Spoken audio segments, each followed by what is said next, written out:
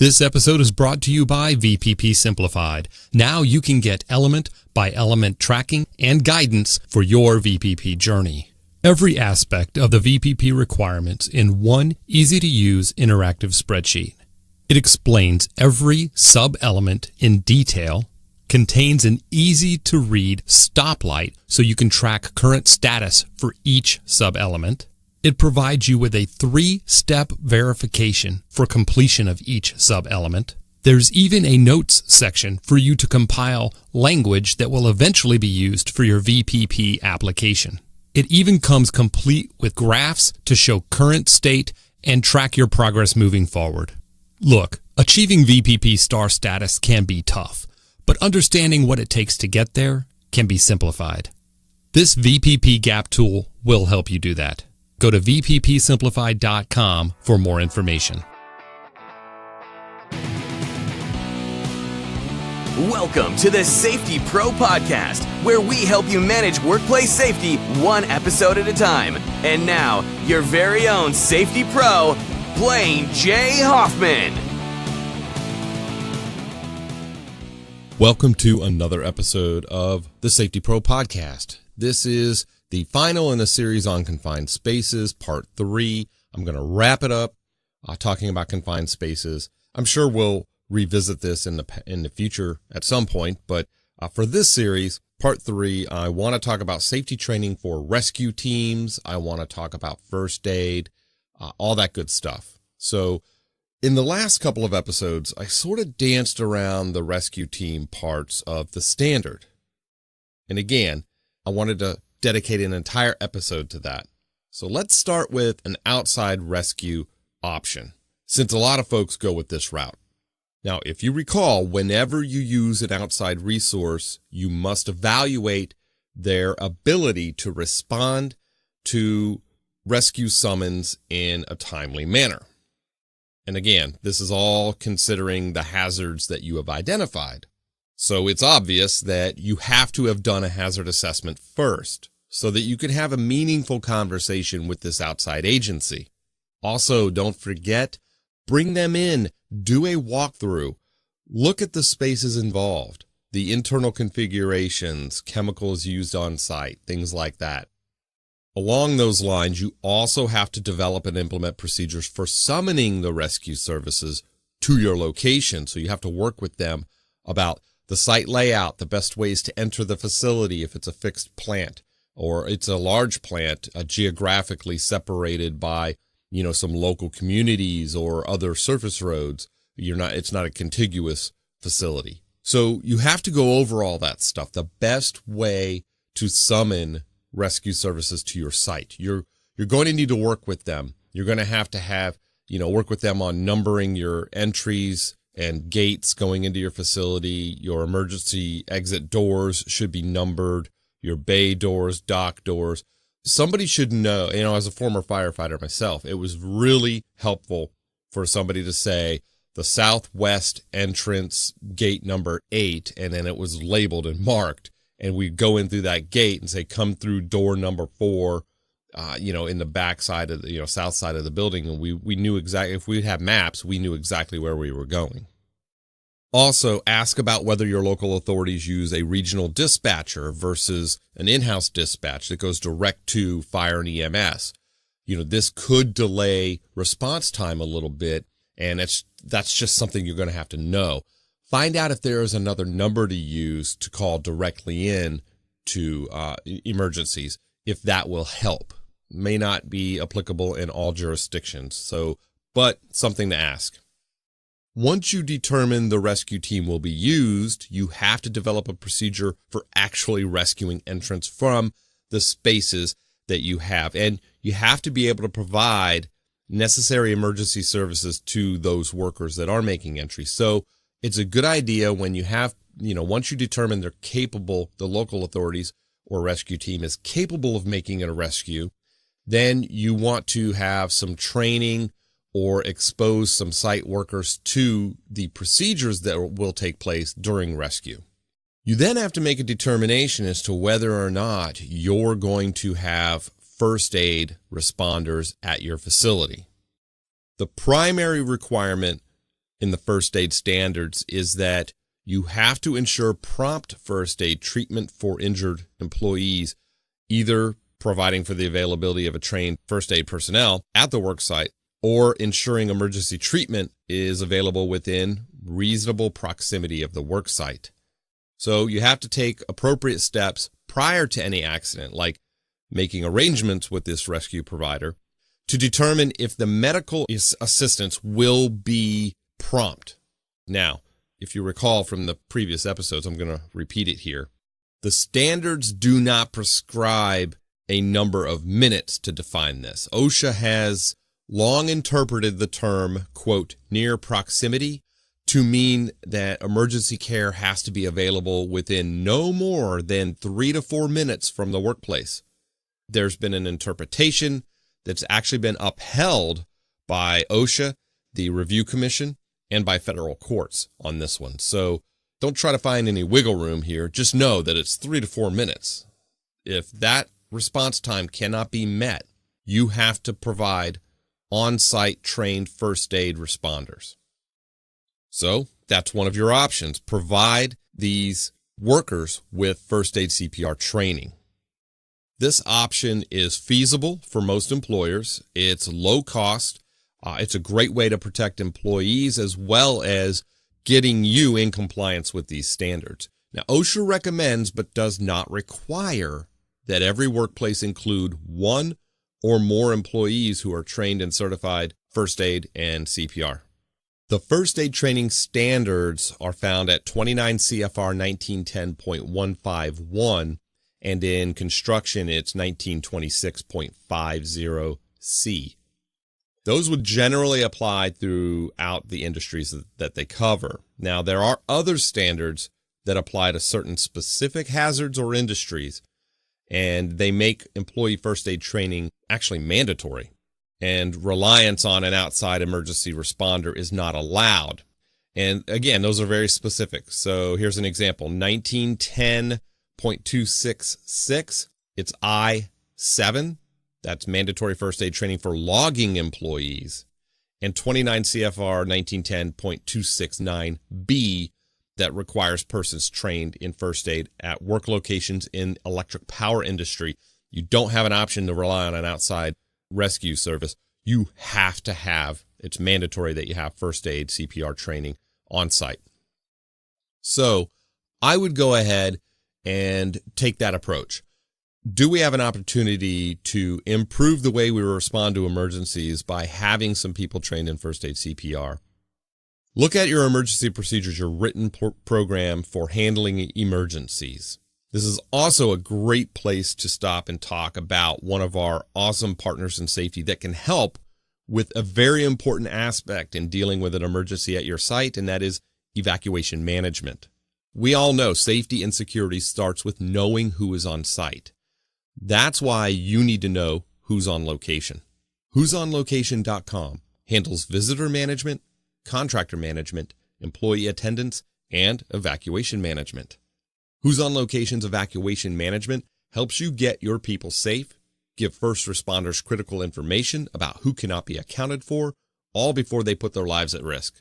Who's on Location's evacuation management is available for iOS, both iPhone and iPad, Microsoft, both phone and Surface, and Android, both phone and tablet, as a web application. You can roll call employees, visitors, and contractors. They then swipe their name from the present on-site list when they are safe using that web app. You can send everyone on site a request via text to confirm they're in a safe location in just a few clicks. When they reply with the word safe, they are automatically removed from the list of people you still need to verify. And this is a great feature. If someone replies with anything other than the word safe, it is relayed to all app users in case someone is nearby and can safely render assistance. Check it out for yourself. You won't be disappointed. Get a 30-day free trial by going to who'sonlocation.com. You get access to all the features and add-ons. No credit card required. Again, go to who'sonlocation.com for a free 30-day trial today. Another incredible safety partner that can help you with locating and marking all of your confined spaces is the official floor marking company of the Safety Pro podcast, Mighty Line Floor Tape. Now, they know how important safety is to your organization, and the breadth of the Mighty Line product line covers everything you need to implement a 5S system for the increased productivity of your facility and the safety of your workers. Mighty Line floor signs are a great product to not only regulate workplace traffic, but to identify hazards like confined spaces at your facility. These signs are customizable. You can even use your own high-res logos, and they fit exactly what your company needs. Their floor tape is world-class. Just listen to some of these facts. Mighty Line floor tape is 7 times thicker than the average floor tape. Their patented technology makes it more durable. The beveled edge increases durability during forklift traffic. The peel and stick adhesive removes easily, and it's all made right here in the USA. Get a free sample of Mighty Line floor tape. Go to mightylinetape.com/podcast. Fill out the form, get a free sample sent directly to you. You can even catch past episodes of the Safety Pro podcast right there on their page. Again, mightylinetape.com/podcast. Okay, so seriously look at getting a team of volunteers to be trained on all shifts.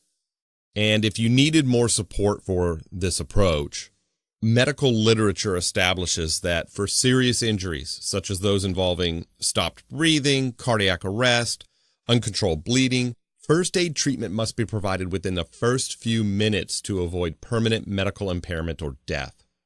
Also, in workplaces where serious accidents, such as those involving falls, suffocation, electrocution, or amputation are possible, emergency medical services must be available within 3 to 4 minutes if there is no employee on site who is trained to render first aid. So we're going back to the general requirement that OSHA sets for requiring, and in the absence of an infirmary or clinic and access to within a reasonable amount of time, emergency services, you have to provide somebody on site. Now, OSHA does exercise some discretion when enforcing the first aid requirements in some cases. They recognize that a somewhat longer response time of up to about 15 minutes may be reasonable in the workplace, like an office, where the possibility of serious work-related injuries are remote. And I've said this before.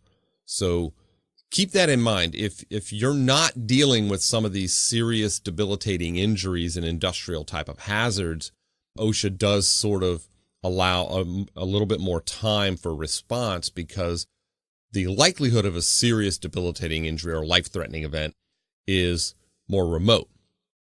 Now remember, it's worth repeating, in the absence of an infirmary, clinic, or hospital in near proximity to the workplace, which is used for the treatment of all injured workers, a person or persons shall be adequately trained to render first aid.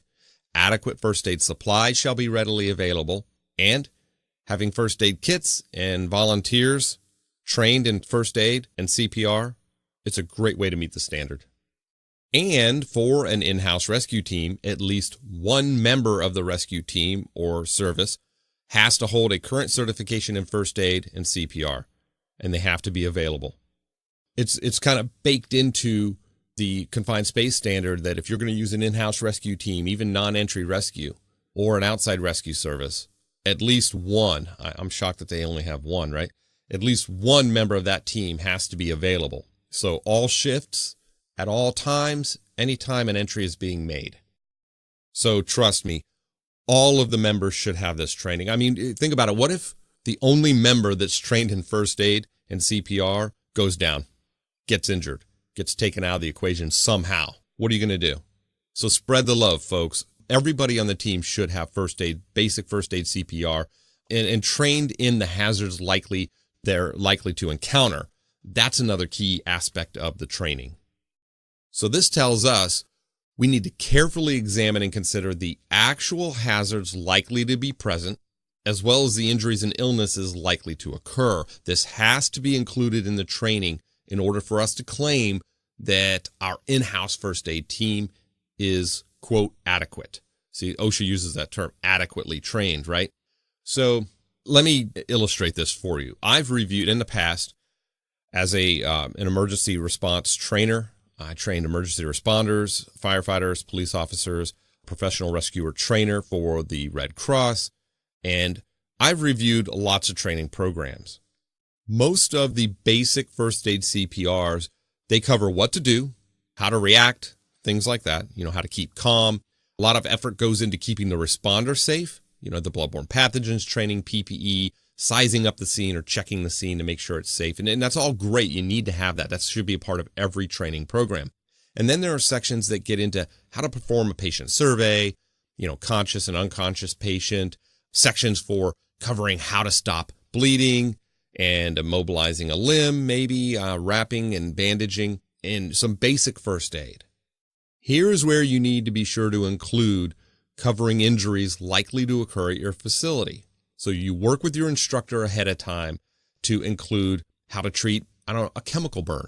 And you should probably be specific. Hydrochloric acid, chlorine gas, for example, if that's what's at your site. This site-specific or chemical or hazard-specific training is what will deem your personnel qualified to render first aid at your facility. The basic community first aid training that you go down to the Y and get, it's great. It's fantastic. Everybody should get that. Statistically, you're going to use this training outside of work before you probably are likely to use it at work, okay?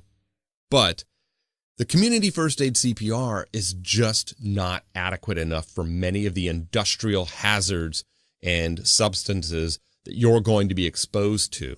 So you have to include those portions. You have to work with your instructor. Don't go just by the book and do the community first aid CPR. This is how you wrap gauze around a forearm that has a laceration. That's great, but how do we treat a chemical burn? How do we use the eye wash and shower effectively? Drag the safety data sheets out and cover the first aid treatment requirements for exposure to certain chemicals when it says remove to fresh air and, rinse for 15 minutes. Practice where you're going to stage these operations and how you're going to get somebody out when you make your rescue and it says remove to fresh air. What's the best way to get them out of the building based on where that location is in your facility? That's confined space and where that chemical is being used. These are all things that are going to deem your responders adequate. Okay, so let's move on to focusing on an in-house rescue team. First, OSHA says they have to be equipped for and proficient in performing the needed rescue services. Do you have underground tanks? Do they have, or spaces, right? Do they have, I'm just kind of spitballing here. Do they have rectangular openings? Entry points? Are they square? Are they round? Or is it a combination, right? And the reason why I'm asking this is going to tell me the types of hoists and retrieval, davit arms, tripods. That's going to tell me the types of equipment I'm going to need to have available to facilitate these rescues, to not just protect entrance with the standard fall protection type of equipment, but to be able to pull somebody out in an emergency situation. That one size does not fit all. So you have to kind of know what types of spaces you're dealing with, and that's going to drive the equipment you have, and that's going to get us to, are we equipped? So some of your spaces, they could be above grade, requiring staging from an elevated platform. Could be horizontal spaces. Again, this is going to tell me, do we need aerial lifts, personnel lifts, stair chairs, Stokes baskets, all this stuff we're going to need to facilitate a rescue from an elevated space. What about SCBAs, right? Self-contained breathing apparatus. What about airline respirators? This is getting a little more involved in the entry rescue portion when, non-entry rescue is what you want to achieve. You want to shoot for non-entry rescue and let local authorities, hopefully if you have them nearby, facilitate entry rescues. So I won't get in too much into the entry rescue portion where you have to provide a breathing atmosphere for your rescuers and get into the respiratory protection standard, the pulmonary function tests and physicals and the fit testing and all of that. That actually is going to make for a great podcast episode getting into the respiratory protection standard. But I will focus on, for the rest of this episode, non-entry rescue. Okay, so equipped means just that. The equipment needed to facilitate a rescue from any and all possible spaces to be entered. So standardization really helps, but many older facilities that have been upgraded and modified over the years don't have this luxury. But think about this moving forward, standardizing, openings, both their shape and size, whenever possible, and their location, at grade versus elevated openings, things like that. This all has to be set up and gone over each time you have training for your team. Every piece of equipment has to be set up, drug out. Doesn't matter if you have 12 different types of configuration of tripods and davit arms and retrieval lines. Every one of them has to be reviewed, set up, and practiced, right? Every piece, all the PPE that may be needed, all of the monitoring instruments that you have, everything. So you could see clearly how this could be a chore, right? Both administratively and in time. So, I've seen this in my past. This explains a lot of, why we would find some holes in training programs because, the business just looks at the time needed every year to go through all of this. So finding unique ways to, streamline this process and go through and do like you do lockout, tag out, hands-on verification. Again, another great podcast episode topic. But as an example, when somebody is actually going through a lockout, tag out process and applying lockout, tag out on a particular process, it's a good time to do a review, an observation and evaluation of that. So if a team is setting up for a space entry and some maintenance is taking place and you have the rescue team on standby, it's a great time to set that space up, get the tripod out, simulate if you have a dummy, or you could even simulate hoisting if it's safe to do so, an actual person out of the space when the work is done. It's a great way to, since it's all out there and set up, it's a great way to just certify that, check that box that, we've practiced a simulated rescue, and that has to be done I'm going to get into this here in a minute, but that's another way you can look at streamlining this training process. The downside to that is you have to wait until maintenance takes place. If you've got scheduled PMs, it's good to look at a schedule and just sort of look at a 12-month calendar, rolling calendar, and say, yeah, we're going to hit every piece of equipment in our confined space entry rescue inventory in this 12-month span based on the PM work that is scheduled. The trick is making sure that every rescue personnel is able to do this, to go through this. So there's a downside logistically, but it's a great way to streamline it is to take advantage of the opportunity when the work presents itself, right? So sticking with that, how often do we have to do this? You have to ensure that rescue and other affected employees, like potential victims, practice making permit space rescues at least every 12 months. This has to be by way of a simulated rescue in which, as I said, you remove dummies, mannequins, or an actual person, if it's safe, from the actual permit spaces, or, this is key, from representative permit spaces. So the representative space has to, like with respect to size, opening, configuration, accessibility, it has to simulate the types of spaces from which actual rescue is to be performed. I have seen a few facilities that they've replaced an underground storage tank and they've kept the old one, cleaned it up, painted it, and they've cut the sides out so it's basically a honeycomb, shape. It's all ventilated. It's not even really a confined space anymore, but so structurally it's maintained its integrity, but they've opened up the ends and cut out big, huge windows in the sides. And they use that to still practice entry and retrieval and rescue. Again, it's a luxury if you can afford it. If you have the real estate, a lot of folks have some catch basins, concrete catch basins they've purchased with some manholes, manhole sections, and they simulate rescues. Of course, non-entry rescue, as I stated before, is where it's at whenever possible. That's where you want to be. If your rescue personnel never have to enter, then that is the best scenario. Remember, more than half of confined space fatalities are would-be rescuers. Train and equip to prevent them from having to go in That is the best scenario. To facilitate non-entry rescue, retrieval systems or methods have to be used whenever an authorized entrant enters a space, unless that retrieval equipment would increase the overall risk of entry or would not contribute to the rescue of an entrant. So, I get this question a lot. How do we use a hoist and winch with a horizontal space? Well, it depends. If you go into a horizontal space and there's pipes and encumbrances that, you start hoisting this person out horizontally and they get caught on pipes and valves, you end up breaking their neck, arms, legs, or they just get hung up. It's not going to facilitate rescuing them. Then you don't use it. You have to use another method, which is probably going to get you into an entry rescue. So you have to evaluate your spaces. You have to determine what's the most feasible, the safest way, practical way to facilitate a rescue.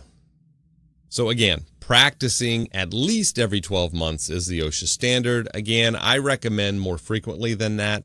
Certainly with the first aid CPR folks, if you get people to volunteer on all shifts to be a part of the first aid first responder team, they have to practice this too. I've gone to facilities where they'll have maintenance making entry and they're trained. The maintenance folks are trained on the actual retrieval equipment and they practice this. And then I ask, hey, how many of your maintenance personnel are trained in first aid CPR?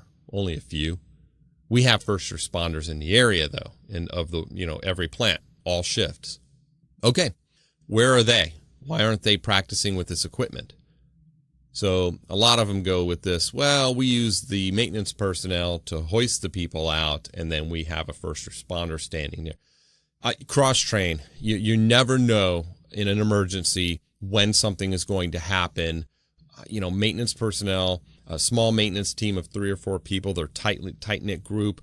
They care for one another. Statistically, you know what happens. Somebody's going to go in and try to facilitate a rescue. Something's going to happen. Again, more than half of victims of related fatalities are would-be rescuers.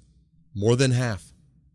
So if you have first aid CPR trained folks at your facility that are going to be called to that site, that location, that entry point to help render first aid, you better train them on the use of that retrieval equipment, the non-entry equipment as well. The first aid responders should be trained on the typical hazards that you would encounter in a confined space. They work there, so they're going to be familiar with the facilities, the processes, and the layout. Go over the hazards that entrants would encounter, the signs and symptoms of exposure, just like you would have to train as I talked in our previous episode, you would have to train entrants, attendants, and supervisors, for the entry. So train these first aid responders. I personally don't think 12 months recertifying your first aid and every 2 years recertifying your CPR, that's just not this So if you can, I would hold monthly first responder meetings instead of that annual refresher. So, and the reason is because this is a perishable skill. This is a use it or lose it skill, okay?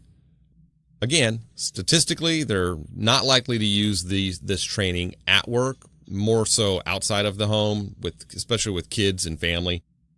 So give your responders a chance to talk about scenarios that have occurred, practice first aid techniques in the meetings, do some dry runs, even debrief runs that they actually had in the past month, which, what things could go better, what didn't go right, things like that. That could add value and enhance that bare minimum that OSHA sets for this stuff.